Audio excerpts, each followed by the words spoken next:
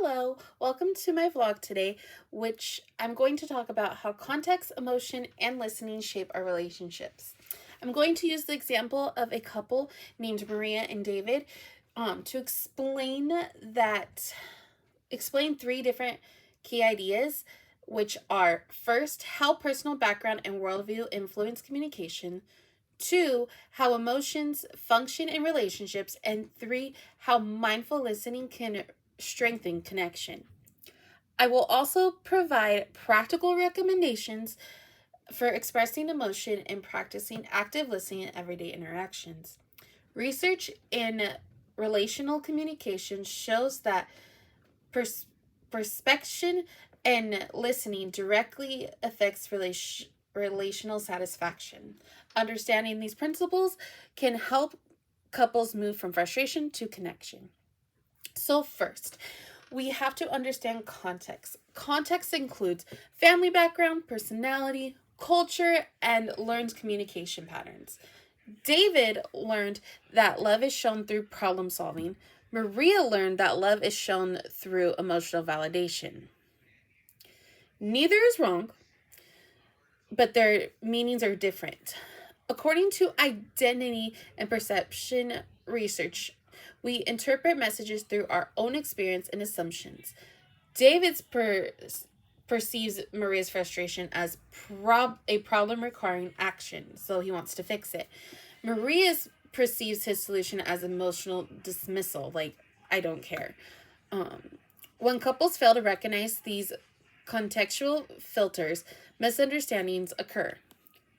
A recommendation: before reacting, ask yourself, what lens am I using right now? Or what might my partner need emotionally instead of practically? Emotions are not weaknesses, they are signals. When Maria shares frustration, she is seeking connection and reassurance.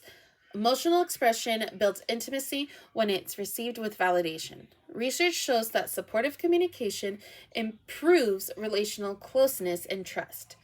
David can shift from fixing to validating by saying, "This sounds very overwhelming," or "I can see why that upsets you," or "Do you want advice or do you just want me to listen?" Which most of us women just want someone to listen. These responses communicate empathy before action.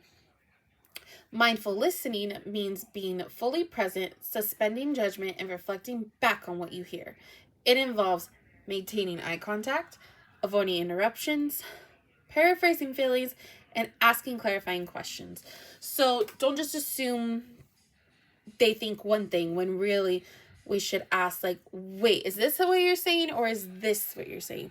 You want to make sure you understand what they're needing and not just assuming like, oh, they're over exaggerating this or they're not, So it's very important.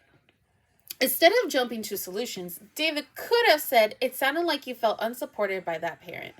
Reflective listening confirms understanding and reduces defensiveness.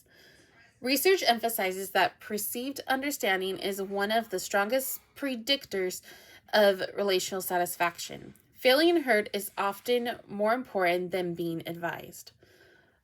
That's saying, like, we rather have someone just listening to us and hearing what we have to say than just trying to fix it, which most men just want to be able to fix us women, when in reality, that's not how it works.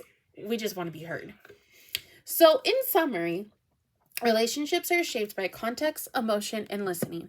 Our backgrounds influence how we define support. Emotions signal relational needs. Mindful listening builds connection. My call to action is this. This week, practice asking one simple question in my relationships. Do you need me to listen or help you solve it? That small shift can transform communication patterns. When we slow down, recognize context, validate emotion, and listen intentionally, we move from misunderstanding to meaningful connection. Thank you for listening.